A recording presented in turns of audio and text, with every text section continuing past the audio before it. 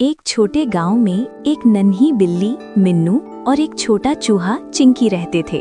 गांव के सब लोग हमेशा उनके दुश्मन होने की तवक्को करते, क्योंकि बिल्ली और चूहा कभी दोस्त नहीं बन सकते। लेकिन मिन्नू और चिंकी को एक दूसरे से खेलना और बातें करना बहुत पसंद था। एक दिन मिन्नू खेतों में खेल रही थी जब उसने चिंकी को एक छोटे तालाब के किनारे फंसे देखा। चिंकी का पाँव फंस गया था और वो खुद नहीं निकल पा रहा था। मिन्नू ने फौरन अपनी छोटी पंजों से उसे बचाया। चिंकी ने खुश होकर कहा, शुक्रिया मिन्नू, तुम वाकई मेरी दोस्त हो। मिन्नू ने हंसकर कहा, अब से हम सब दुश्मनी भूलकर साथ खेलेंगे। दोनों ने गांव के बागान में खेलना शुरू किया। कभी चिंकी मिन्नू के साथ फूलों के बीच छिपता, कभी मिन्नू चिंकी के साथ दाने तलाश करती। दोनों की दोस्ती गांव के सब जानवरों के लिए हैरानकुन थी। एक दिन गांव में बड़ी मुसीबत आ गई। एक लोमड़ी ने चिंकी को देख लिया और उसे पकड़ने की कोशिश की। मनु ने फौरन अपनी तेज नजरें और फुर्तीली हरकत से लोमड़ी को भगा दिया।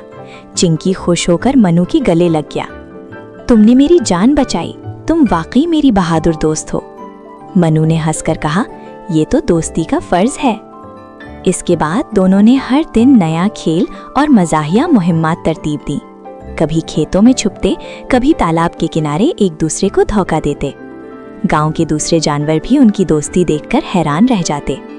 वक्त गुजरता गया और मनु और चिंकी की दोस्ती मजीद मजबूत हो गई। वो एक दूसरे के साथ हर छोटी बड़ी बात बांटते। अगर चिंकी उदास होता तो मनु उसे हंसाने की हर मुमकिन कोशिश करती। अगर मनु मुश्किल में आती तो चिंकी फौरन उसके साथ होता। आखिर में गांव के सब लोग समझ गए कि बिल्ली और चूहा वाकई दोस्त बन सकते हैं अगर वो दिल से चाहें।